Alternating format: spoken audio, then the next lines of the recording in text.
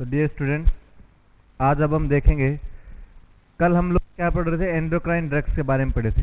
तो कल हमने एंडोक्राइन में पढ़ा था सबसे लास्ट में जो थायराइड डिसऑर्डर के बारे में, इसके बारे में डिस्कस किया था, थायराइड डिसऑर्डर के बारे में, उसकी ड्रग्स के बारे में हम लोगों ने क्या किया था, डिस्कस किया था। नेक्स्ट ड्रग्स का जो नंबर आएगा वो कौन सी ड्रग्स हम लोग और यूज कर सकते हैं। दूसरी डिजीज कंडीशन एक आती है डायबिटीज मेलाइटिस। क्या आती है, एक डिजीज कंडीशन होती है diabetic mellitus.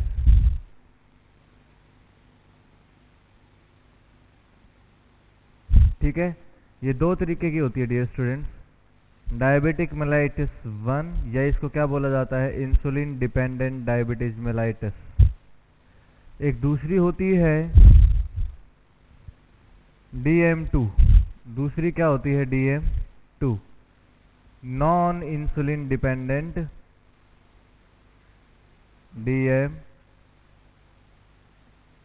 Non insulin dependent DM, और एक होता है इंसुलिन डिपेंडेंट DM। देखो होता क्या है DM का मतलब, DM1 का मतलब क्या होता है कि इसमें इंसुलिन क्या हो जाता है, कम हो जाता है। इंसुलिन का सिक्रीशन क्या हो जाएगा या रिलीज क्या होगा, कम रहता है। क्या रहता है, बिल्कुल कम रहता है, जिसकी वजह से हमारी बॉडी का नेचुरल इंसुलिन जो है वो भी क्या होगा, कम होगा। अगर इंसुलिन क्या हुआ, कम हुआ, तो ब्लड शुगर बॉडी का क्या बढ़ जाता है, इंक्रीज। ब्लड शुगर क्या होगा, इंक्रीज हो जाएगा, ब्लड शुगर इंक्रीज होगा। अगर मैं एक चीज़ और बोलता हूँ, ये चीज़ के बाद अगर मैं नेक्स्ट चीज़ बोलूँ, यहाँ पर ब्लड शुगर इंक्रीज हुआ। अच्छा, एक यहाँ पर ना एक कंडीशन और आ सकती है, यहाँ पर आप एक और चीज़ बोल सकते हो, juvenile DM, juvenile diabetes mellitus. वो कौन सी होती है, DM1। ऐसी डायबिटिक मेलाइटिस जो 12 साल से लेकर के 19 साल तक के बच्चों को बहुत ज़्यादा अफेक्ट करती है, कौन सी होती है, वो DM1 होती है। DM2 का अगर हम लोग डिस्कस करते हैं, यहाँ पर क्या होता है, इंसुलिन नॉर्मल तो रहता है, इंसुलिन क्या रहता है, नॉर्मल रह सकता है, लेकिन जो इसके रिसेप्टर क्या होते हैं, जो इंसुलिन के जो रिसेप्टर होते हैं वो क्या हो जाते हैं, रेजिस्टेंट या रेजिस्टिविटी शो करते हैं। क्या शो करते हैं, रेजिस्टिविटी, मतलब एक अवरोध शो करते हैं वो, कि अब हम इफेक्टिव नहीं है, या आप क्या बोल सकते हो, डैमेज हो जाते हैं इंसुलिन के रिसेप्टर। जैसे ही डैमेज होंगे, क्या इंसुलिन वहां पर काम कर पाएगा, इंसुलिन वहां पर काम नहीं कर पाएगा, जिसकी वजह से क्या होता है, ग्लूकागोन का लेवल बढ़ जाता है, ग्लूकागोन का क्या होता है, लेवल इंक्रीज होगा, और उसी की वजह से जो ब्लड शुगर है उसका लेवल क्या हो जाता है, बहुत ज़्यादा इंक्रीज हो जाएगा। ब्लड शुगर का लेवल क्या हो जाएगा, इंक्रीज हो जाएगा। ठीक है, ये था क्या, DM1 और DM2 के बारे में मैंने बताया आप लोगों को। एक क्या है, इंसुलिन डिपेंडेंट। देखो यहाँ पे ना ऑलरेडी क्या है, इंसुलिन का सिक्रीशन ही कम हो रहा है, तो हमें वहाँ क्या करना पड़ेगा, उस पर्टिकुलर पेशेंट को इंसुलिन देना पड़ेगा। लेकिन अगर मैं बात करता हूँ दूसरी, कि यहाँ पर इंसुलिन क्या है, नॉर्मल है, लेकिन इंसुलिन के रिसेप्टर या तो डैमेज हो गए हैं, या फिर वो वीक हो गए हैं, या फिर क्या शो करते हैं, वो रेजिस्टिविटी शो कर रहे हैं, मतलब एक अवरोधक की तरह काम कर रहे हो। वहां पर इंसुलिन प्रॉपर अमाउंट में नहीं आ पा रही है, तो उसकी वजह से क्या होता है, अब वहां पर ग्लूकागोन की एक्टिविटी बढ़ेगी। सीधी सी बात है, इंसुलिन के अपोजिट में काम कौन करता है, ग्लूकागोन करता है, तो ब्लड शुगर का लेवल क्या हो जाता है, वहां पर बहुत ज़्यादा बढ़ जाता है। ठीक है, दो कंडीशन आती है, DM1 और DM2। नेक्स्ट हम लोग देखें,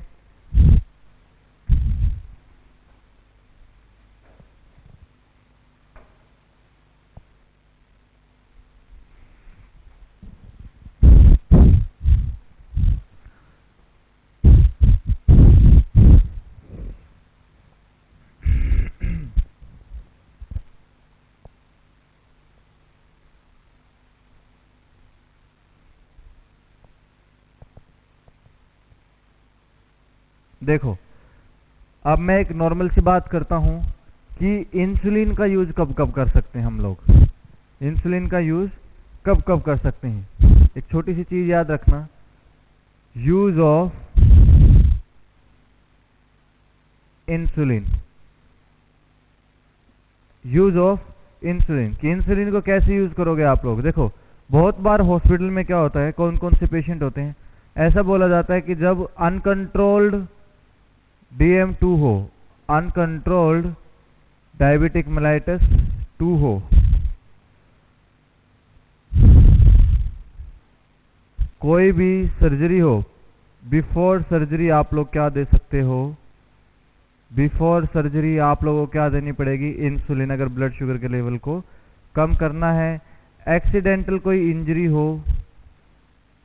एक्सीडेंटल इंजरी है और उस पेशेंट को क्या हो रखा हो, बहुत ज़्यादा शुगर का लेवल हाई हो रखा हो, diabetic keto acidosis, diabetic keto acidosis, diabetic keto acidosis, वहां पर लेवल कितने से ज़्यादा होना चाहिए, मोर देन 250 mg पर DL मोर देन 7 days, 7 दिन से ज़्यादा उसका ब्लड शुगर कितना रहना चाहिए, 7 दिन से ज़्यादा हो गए उसको, लेकिन उसका ब्लड शुगर कितने से ज़्यादा है, 250 mg पर DL से भी क्या है, ज़्यादा है, तो इसलिए वहाँ पर क्या करना पड़ेगा आप लोगों को, इंसुलिन एडमिनिस्टर करना पड़ेगा। ठीक है, और नेक्स्ट क्या आ जा सकता है, एक बहुत इंपॉर्टेंट क्वेश्चन आप लोग याद रखना, प्रेगनेंसी, क्या करना है, प्रेगनेंसी, प्रेगनेंसी में भी आप लोग क्या देते हो, सबकुटेनियस, सबकुटेनियस भी दे सकते हो और IV भी दे सकते हो, सबकुटेनियस या फिर IV, कौन सी देते हो, इस कंडीशन में कौन सी इंसुलिन यूज करते हैं हम लोग, एक मिनट रुको, कौन सी इंसुलिन यूज करते हो, human regular insulin, human regular insulin. कोई भी कंडीशन क्यों ना हो, अनकंट्रोल DM2 है, बिफोर सर्जरी एक्सीडेंटल इंजरी कुछ है, डायबिटिक एसिडोसिस DKA, जिसमें क्या आता है, फ्रूटी स्मेल आती है ब्रीथ में, कैसी स्मेल आती है, फ्रूटी स्मेल, और पेशेंट में से भी फ्रूटी स्मेल आएगी, वहाँ पर कीटोन बॉडीज बहुत ज़्यादा बन जाती, ठीक है, क्या होता है वहाँ पर, कीटोन बॉडीज बहुत ज़्यादा बन जाती। ह्यूमन रेगुलर इंसुलिन, सबकुटेनियस और IV, सबकुटेनियस दे सकते हो या फिर IV, इन सभी कंडीशन में आप लोग क्या कर सकते हो, इसको दे सकते हो। नेक्स्ट हम लोग बात करते हैं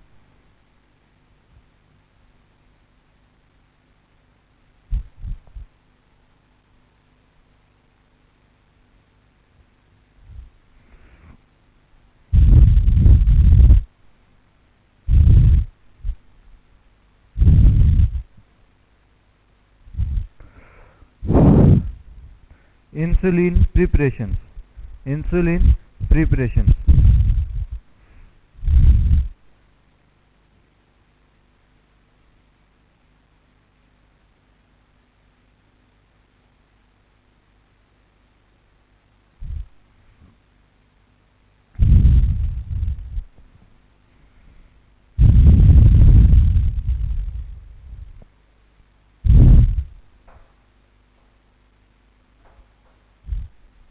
देखो ऑल इंसुलिन जितनी भी हैं, जितनी भी इंसुलिन हमारे पास होती हैं, उनको आप लोग क्या कर सकते हो, सबकुटेनियस दे सकते हो। ओनली ह्यूमन रेगुलर, जो ओनली ह्यूमन रेगुलर इंसुलिन है उसको आप लोग क्या कर सकते हो, सबकुटेनियस दे सकते हो या फिर उसको IV भी दे सकते हो, सबकुटेनियस भी दे सकते हो या फिर IV भी दे सकते हो। नेक्स्ट अगर मैं आप लोगों को बोलता हूं कि एक क्लासिफिकेशन आती है, क्लासिफिकेशन ऑफ इंसुलिन,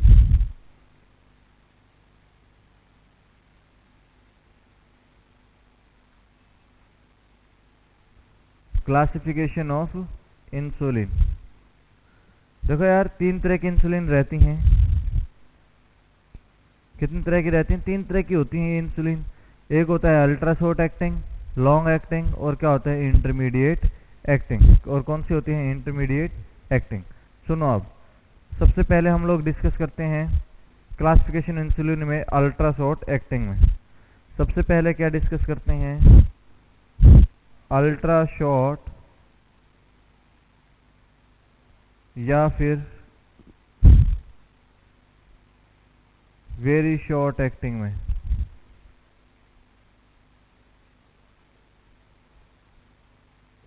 या फिर वेरी शॉर्ट एक्टिंग। अच्छा, इसके नाम लिख लेना आप लोग, क्या कर सकते हो, इसके नाम लिख सकते हो। पहला जो आता है ग्लूलिसिन,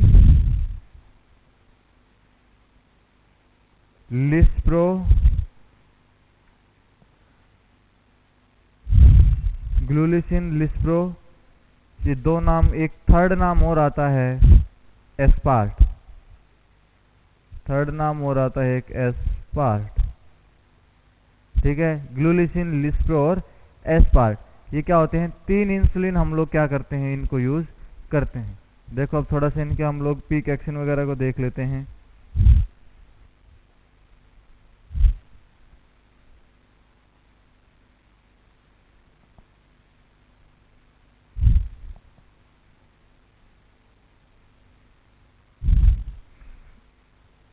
हमने क्या बोला, एक बोला हमने ग्लूलिसिन, दूसरे को बोला लिस्प्रो, और लास्ट में क्या बोला, एस्पार्ट। अच्छा, जो ये एस्पार्ट है ये मोस्ट इंपॉर्टेंट होती है। एस्पार्ट जो वो क्या है, मोस्ट इंपॉर्टेंट है। अच्छा, तो इसका अब हम देखते हैं लेवल ऑफ एक्शन। जो इसका लेवल ऑफ एक्शन है वो हम लोग देखते हैं। लेवल ऑफ एक्शन की अगर हम लोग बात करें, देखो होगा क्या, जब हम इसको देते हैं तो इसका स्टार्टिंग एक्शन कब आता है, जब दे दिया उस मेडिसिन को, स्टार्टिंग एक्शन कैसे आएगा,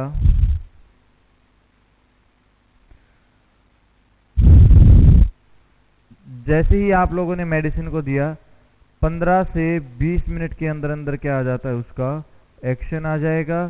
पीक एक्शन या पीक पॉइंट कब पहुंच जाता है उसका, पीक पॉइंट ऑफ एक्शन, मतलब उसकी लिमिट जो उसका जो एक्शन है बहुत ज़्यादा हाई कब हो जाएगा, विद इन 1 to 2 आवर्स, 1 से 2 घंटे में क्या हो जाएगा, वो बहुत ज़्यादा क्या हो जाता है, बहुत ज़्यादा हाई लेवल पर पहुंच जाएगा। और टोटल टाइम ड्यूरेशन की अगर मैं बात करूं कि मैक्सिमम कितने टाइम ड्यूरेशन के लिए ये काम करती है, टोटल टाइम ड्यूरेशन के लिए डियर स्टूडेंट्स ये 4 से 6 घंटे काम करती है। कितने घंटे काम करती है, 4 से 6 घंटे काम करती है। और आप लोग अगर इसके रूट की बात करते हो, या हमेशा याद रखना इसका रूट कैसा होता है, सब कुटेनियस रूट। कौन सा रूट होता है, सब कुटेनियस रूट इसका होगा। हमने लेवल ऑफ एक्शन में देखा स्टार्टिंग एक्शन कितना है, 15 से 20 मिनट है। पीक पॉइंट ऑफ एक्शन क्या है, 1 से 2 घंटे। और टोटल टाइम ड्यूरेशन कितना है, 4 से 6 घंटे। ये आप लोग ज़्यादा याद रखना, स्टार्टिंग एक्शन। क्यों 15 से 20 मिनट में एक्शन आ जाता है, क्यों, क्योंकि ये क्या है, very short and very fast acting, and very fast acting, बहुत ही छोटी हैं और बहुत ही फास्ट एक्टिंग ये होती हैं। ठीक है, इन चीज़ों का ध्यान रखना आप लोग, ये चीज़ें भूली नहीं है। जब आप अपना फाइनल एग्जाम अटेम्प्ट करते हो तो वहाँ पर ये चीज़ अगर आप लोग लिख देते हो, देखो यार आप लोगों को प्रिपरेशन की कोई रिक्वायरमेंट नहीं है कि कैसे इंसुलिन बनाना है, क्या करना है, वो आपका काम नहीं है। डॉक्टर आपको एडवाइस करते हैं कि आपको ये करना है, इसमें इतने इंसुलिन को मिक्स करो। हम प्रिपरेशंस के बारे में भी पढ़ेंगे कि कैसे प्रिपरेशंस की जाती हैं, ठीक है, और उसका क्या इफेक्ट रहता है। ये सब चीज़ें भी हम लोग क्या करते हैं, वहाँ पर पढ़ते हैं। नेक्स्ट अब हम लोग देखते हैं कि यार इनको और किस तरीके से हम लोग यूज़ कर सकते हैं।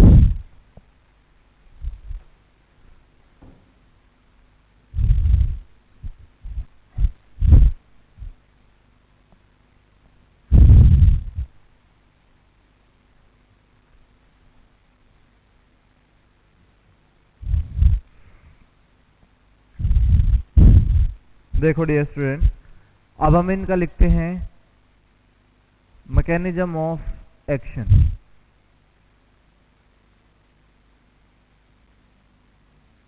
मैकेनिज्म ऑफ एक्शन ये इंसुलिन कोई भी क्यों ना हो उसका पढ़ेंगे हम, ठीक है। इंसुलिन का क्या है, ये किसी भी तरह की इंसुलिन क्यों ना हो। देखो डियर स्टूडेंट्स, एक छोटा सा हम डायग्राम ड्रॉ करके देखते हैं कि फॉर एग्जांपल ये क्या है, कोई हमारी सेल है। ये क्या है, कोई हमारी सेल है। मान लो ये हमारी बॉडी का कोई टिश्यू प्रेजेंट था। ये क्या था, हमारी बॉडी का कोई टिश्यू प्रेजेंट था।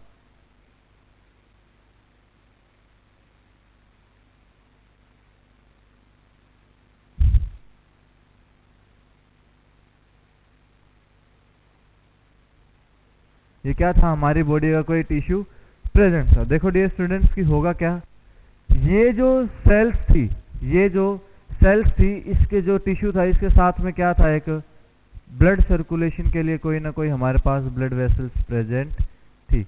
उसमें क्या करता है, इंसुलिन अगर हमने दिया तो ब्लड सर्कुलेशन में मिक्स होगा इंसुलिन। तो मान लो इसमें से एक सेल उठा ली हमने यहाँ पर। अगर एक सेल हमने यहाँ पर उठाई तो यहाँ पर ना आप लोगों को एक रिसेप्टर दिखाई देता है। क्या दिखाई देता है, रिसेप्टर्स दिखाई देंगे यहाँ पर। और ये रिसेप्टर किसके होंगे,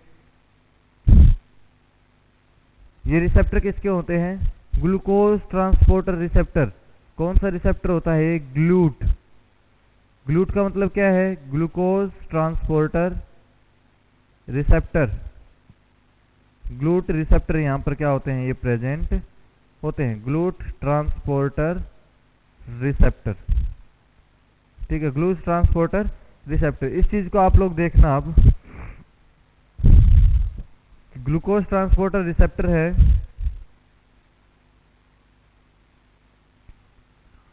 मतलब क्या करता है, अब इंसुलिन क्या करेगी, जो ग्लूकोज के लेवल को क्या करती है, ये ग्लूकोज रिसेप्टर पे क्या करती है, यहाँ पर ग्लूट रिसेप्टर के साथ में। तो जैसे इंसुलिन क्या करेगा, ये इंसुलिन क्या करता है, ग्लूट रिसेप्टर के साथ में ग्लूकोज के मॉलिक्यूल को बाइंड करवाती है और क्या करती है, सेल के न्यूक्लियस में क्या कर देती है, शिफ्ट कर देती है। सेल के न्यूक्लियस में क्या करेगी, शिफ्ट कर देती है। ये क्या है, इसका मैकेनिज्म ऑफ एक्शन। अब देखो, न्यूक्लियस के सेल के न्यूक्लियस में अगर ग्लूकोज शिफ्ट हो जाएगी तो जो ग्लूकोज है डिक्रीज हो जाएगी, किसमें, इन प्लाज्मा। जो प्लाज्मा है उसमें ग्लूकोज क्या हो जाती है, कम हो जाएगी, जिसकी वजह से बॉडी का ब्लड शुगर लेवल क्या हो जाता है, कम हो जाता है। ब्लड शुगर लेवल क्या हो जाता है, कम हो जाता है। ठीक है, ये क्या हुआ, इसका मैकेनिज्म ऑफ एक्शन इसका होता है। ये क्या थे, ये ग्लूट रिसेप्टर थे। कैसे थे, GLUT receptor, glucose transporter receptors इनको बोला जाता है। ठीक है, जिसकी वजह से क्या होगा, अगर if we have given any insulin to that particular patient, then the insulin will reach into the blood circulation, and that from there glucose will bind out with that particular glucose molecules and transfer it into the cell nucleus with the help of glucose transporter receptor। जिसकी वजह से क्या होगा, insulin क्या करती है, glucose के molecule को क्या करती है, न्यूक्लियस में शिफ्ट आउट करवा देती है। अब देखो, ये सब तो हो गया, एक टेस्ट परफॉर्म हमें करना पड़ता है। अगर आप लोग कोई पता हो कि हमें पिछले 90 दिनों के बारे में, कैसे ग्लूकोज के लेवल को, कितना लेवल रहा, पेशेंट ने कितनी डोज ली है, ठीक है, कि वो डोज लेता है या नहीं है, या स्किप कर देता है, फिर डॉक्टर को बोलता है कि मैं डोज ले चुका हूं। तो होता क्या है, देखो, एक हम लोग एक शुगर का टेस्ट करते हैं ब्लड ग्लूकोज के लिए, HbA1c। HbA1c, अच्छा, इसका मतलब क्या होता है, ग्लाइकोसाइलेटेड हीमोग्लोबिन। Glycosylated haemoglobin. तो ग्लाइकोसाइलेटेड हीमोग्लोबिन का मतलब क्या है, जो हीमोग्लोबिन क्या था, आरबीसी के साथ या आरबीसी के मॉलिक्यूल्स में जो प्रेजेंट था, अगर वो ग्लूकोज के साथ में मिक्सअप हो जाए, उसको क्या बोला जाता है, glycosylated haemoglobin. Glycosylated haemoglobin. Glycosylated haemoglobin उसको बोला जाता है। ठीक है, अब अच्छा, अब इसको ना एज ए टेस्ट हम लोग अगर यूज करते हैं, एज ए क्या करेंगे इसको टेस्ट, अगर इसका हम लोग टेस्ट परफॉर्म करते हैं,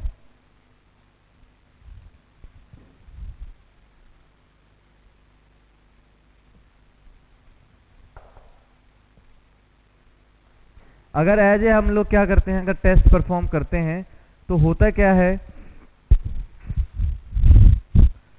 ये HbA1c क्या करता है,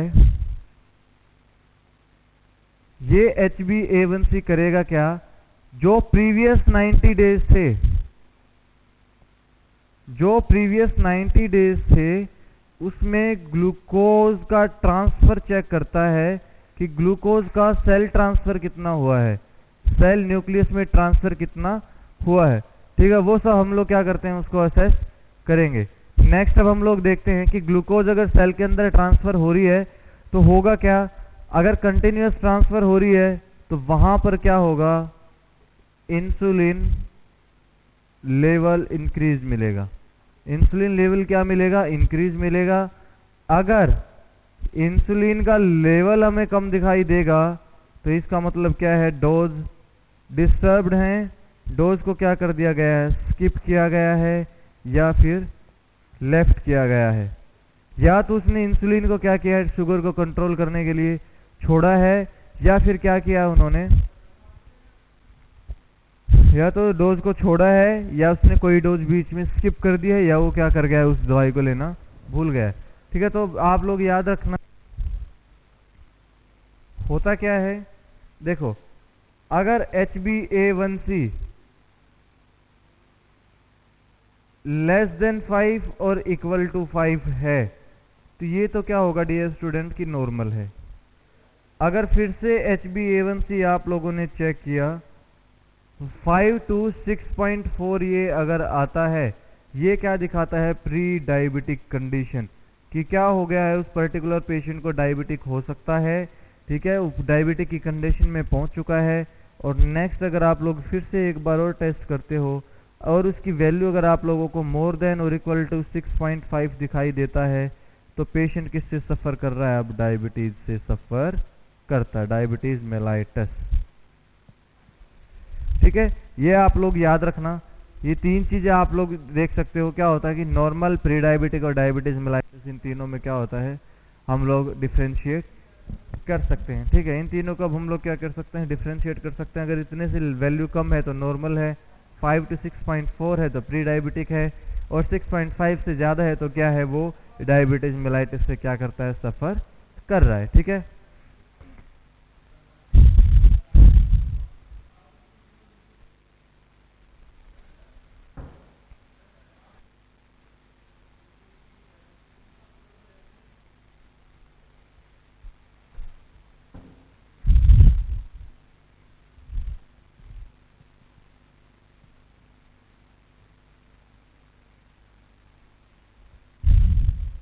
देखो अब जो शॉर्ट एक्टिंग, जो वेरी शॉर्ट एक्टिंग इंसुलिन थी, वेरी शॉर्ट एक्टिंग इंसुलिन, जो ब्लड शुगर में हम लोग जो इंसुलिन का यूज करते हैं, जो बहुत छोटे टाइम के लिए एप्लीकेबल होती हैं, उसके यूज क्या क्या हैं, उसके यूज क्या क्या हैं। देखो पहला यूज जो होगा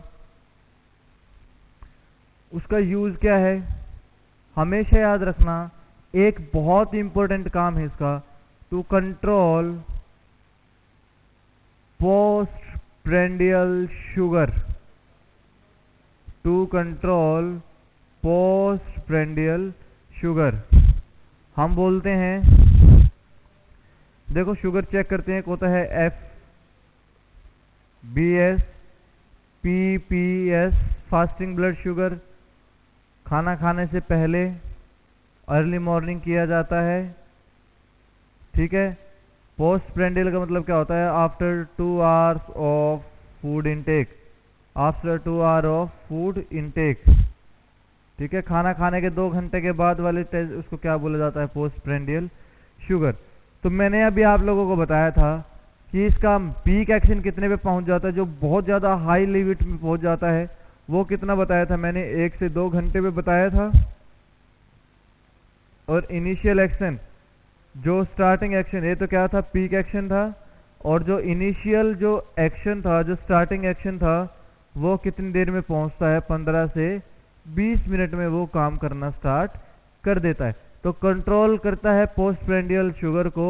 इसका मतलब क्या है, जब 2 घंटे के बाद हम लोग क्या करते हैं, इसको चेक करेंगे, तो होगा क्या वहां पर, जब 2 घंटे के बाद हम लोग शुगर को चेक करेंगे, वहां पर इंसुलिन ने काम करना स्टार्ट कर दिया। ग्लूकोज का लेवल क्या हो सकता है, तो नॉर्मल मिलेगा या फिर कम मिलेगा। ठीक है, ज़्यादा बढ़ा हुआ नहीं मिल सकता, वो मिल सकता है, लेकिन जो पहले मान लो कि खाना खाने से पहले हम लोगों ने फास्टिंग ब्लड शुगर चेक किया, अब तब हमने देखा कि पेशेंट का ब्लड शुगर कितना था, 194 था फॉर एग्जांपल, कि कितना था, 194। और ये क्या है, एक्सट्रीमली हाई हम लोग इसको बोल सकते हैं कि फास्टिंग ब्लड शुगर कितना होना चाहिए, 70 to 110 होना चाहिए। But now the blood sugar of that particular patient is 194 mg/dl, which is severely high according to the normal limit. जब भी आप उसको क्या करते हो, 2 घंटे के, उसने खाना खाया, खाना खाते ही आप लोगों ने क्या किया, इंसुलिन दे दिया। खाना खाते ही इंसुलिन दे सकते हो, या आप लोग जैसे खाना खाया स्टार्ट किया है उससे पहले इंसुलिन दो, या फिर आप लोग उसको इन बिटवीन खाने के भी क्या कर सकते हो, इंसुलिन दे सकते हो। ठीक है, लेकिन बहुत बार ऐसा होता है कि जैसे ही खाना खाया उसके बाद भी दे सकते हो। आजकल कोई ऐसी कॉन्ट्राइंडिकेटेड नहीं है कि नहीं देना था, खाना खाते ही दे दो, या खाना खाने से सिर्फ पहले देना है। लैंटेस एक ऐसा है जो खाना खाने के बाद देना है, जो क्या होता है, लॉन्ग एक्टिंग होता है, जो 24 आवर्स में क्या करता है, उसका एक्शन आता है, 12 to 24 आवर्स में आता है। ठीक है, तो क्या हुआ, अब पोस्टप्रांडियल शुगर क्या है, हमने खाना खाने के बाद पेशेंट को क्या कर दिया, इंसुलिन दे दिया। खाना खाते हमने क्या किया, पेशेंट को इंसुलिन दिया, तो उसके बाद 2 घंटे के बाद जब आप लोग शुगर चेक करते हो, या तो 194 से कम मिलेगा, ठीक है, या फिर 150 से 160 से कम भी मिल सकता है, डिपेंड करता है कि डॉक्टर ने कितनी डोज देने के लिए बोला है। इंसुलिन का एक चार्ट आता है, अकॉर्डिंग टू ब्लड शुगर हम लोग क्या करते हैं, उस चार्ट को फॉलो करते हैं। फॉर एग्जाम्पल की 240 to 280 है तो हम 2 यूनिट देंगे, 180 to 200 to 240 तो 1 यूनिट देंगे। ऐसा कुछ करके हम लोग क्या करते हैं, इस इंसुलिन को प्रोवाइड करते हैं। ठीक है, तो मतलब क्या है, पोस्टप्रांडियल शुगर को कंट्रोल करने के लिए हम लोग कौन सी मेडिसिन देते हैं, वेरी शॉर्ट एक्टिंग इंसुलिन हम लोग क्या करते हैं, प्रोवाइड करते हैं। ठीक है, नेक्स्ट अगर मैं बोलूँ आप लोगों को, अल्ट्रा लॉन्ग या longest acting insulin, ultra long या longest acting insulin.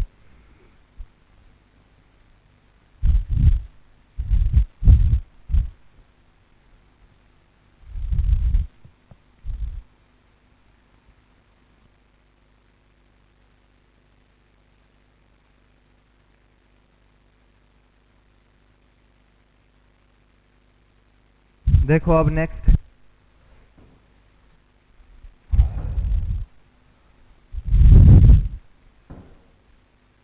Ultra long या फिर longest acting insulin, ultra long या फिर लॉन्गेस्ट एक्टिंग इंसुलिन। देखो डियर स्टूडेंट्स, ये होगा क्या, पहले हम इनके नाम लिख देते हैं कि क्या क्या यहाँ पर मेडिकेशन अवेलेबल होंगी। अच्छा सुनो, नाम इसके बाद में लिखते हैं। देखो क्या लिखा हो यहाँ पर, लॉन्गेस्ट एक्टिंग इंसुलिन या अल्ट्रा लॉन्ग। तो एक बात याद रखना, it does not have any peak value, it does not have any peak value, इसके पास कोई पीक वैल्यू प्रेजेंट नहीं होती।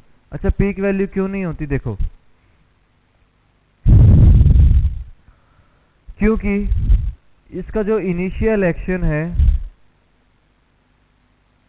जो स्टार्टिंग जो एक्शन है वो आता है 2 से 4 घंटे में।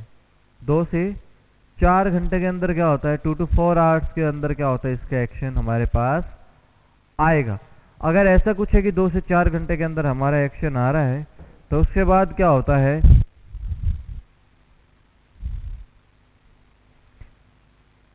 और ये क्या करता है, तब एक्शन कंटिन्यू शो करता है अप टू, एक्शन कब तक आता है, up to 12 to 24 hours, 12 to 24 hours.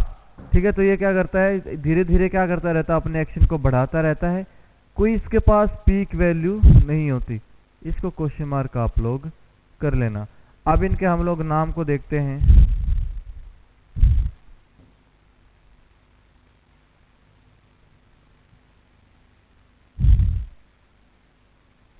यहां पर भी 3 होती हैं। क्या होती हैं यहां पर? 3। एक होती है ग्लार्जिन। क्या होती है? ग्लार्जिन। दूसरी होती है डेटिमीर। और तीसरी इंसुलिन आती है डिग्लूडेक्स। तीसरी कौन सी आती है? डिग्लूडेक्स। अच्छा, ये क्या है? मोस्ट इंपॉर्टेंट इंसुलिन है ये लॉन्ग एक्टिंग में। मोस्ट इंपॉर्टेंट इंसुलिन है। किस नाम से आती है ये? लेंटस के नाम से आती है। ग्लार्जिन किस नाम से आती है? लेंटस के नाम से आती है। नेक्स्ट देखो डियर स्टूडेंट्स, अगर मोस्ट इंपॉर्टेंट क्या है? ग्लार्जिन में लेंटस आती है। ये क्या किया जाता है?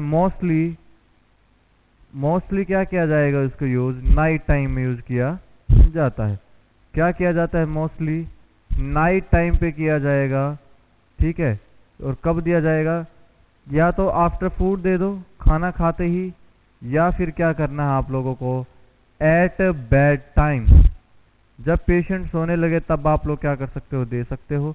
और दूसरा क्या यूज आता है इसका? यूज फॉर एग्जाम्पल, जैसे आज एक पेशेंट हॉस्पिटल में आया और उसको बोला गया कि कल आपका ऑपरेट करना है। फॉर एग्जाम्पल, ये लैप कोलिसिस्टेक्टमी करना है। लैप कोलिसिस्टेक्टमी अगर करना है तो उस कंडीशन में क्या है कि अगर मान लो पेशेंट डायबिटिक है, पेशेंट क्या है? डायबिटिक है। इस कंडीशन को अब हम लोग क्या करते हैं? बहुत ही ज़्यादा सेंसिटिविटी तरीके से लेना पड़ता है, क्योंकि सबको पता होना चाहिए, क्योंकि जो डायबिटिक मेलाइटिस है उस वाली पेशेंट्स के कंडीशन में वहाँ पर वुंड हीलिंग में क्या हो जाती है? बहुत ज़्यादा प्रॉब्लम होती है। तो मैंने क्या वर्ड बोला? Laparoscopic cholecystectomy. तो वहाँ पर क्या होता है? एक माइक्रोस्कोप की हेल्प से या लैप्रोस्कोप की हेल्प से क्या करते हैं हम लोग? उस सर्जरी को परफॉर्म करते हैं। होता क्या है, अब जब पेशेंट को बोला गया कि आपका शुगर लेवल हम लोग मॉनिटर करेंगे, उसके अकॉर्डिंग ही हम लोग क्या करेंगे? आपको इंसुलिन देते हैं। और ये वहम दिमाग से निकाल देना कि अगर एक बार पेशेंट को इंसुलिन लगा दिया तो वो इंसुलिन पे ही रहेगा सब जगह। नहीं यार, कोई ज़रूरी नहीं है। मान लो कोई पेशेंट आया, उसको इंसुलिन दिया, रात को हमने क्या किया? लेंटस दिया।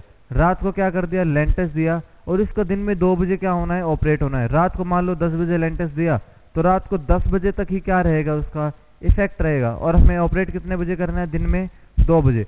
तो इसका मतलब क्या है? तब तक रात के 10 बजे से लेकर अगली रात के 10 बजे तक क्या होगा? उसमें लेंटस का इफेक्ट आएगा। क्योंकि कैसी है ये? 12 to 24 आवर्स तक इफेक्टिव रहती है ये। ठीक है, तो क्या करना है? जब ब्लड शुगर को मेंटेन करना है सर्जरी के लिए, तब भी आप लोग क्या दे सकते हो? लॉन्ग एक्टिंग इंसुलिन को हम लोग यूज कर सकते हैं। ठीक है, तो आप लोग क्या कर सकते हो? यूज इसको सर्जरी में भी आप लोग कर सकते हो। सर्जरी का मतलब ये नहीं है कि सर्जरी से पहले। सर्जरी से पहले तो हम लोग क्या करते हैं? ह्यूमन रेगुलर यूज करते हैं। ठीक है, जैसे मान लो आ नाइट बिफोर सर्जरी, आ नाइट बिफोर सर्जरी, एक रात सर्जरी से एक रात पहले क्या करना है? हम लोग क्या दे सकते हैं? लेंटस हम लोग दे सकते हैं। ठीक है, लेंटस हम लोग क्या कर सकते हैं? दे सकते हैं, उस पर्टिकुलर पेशेंट को दे सकते हैं। ठीक है।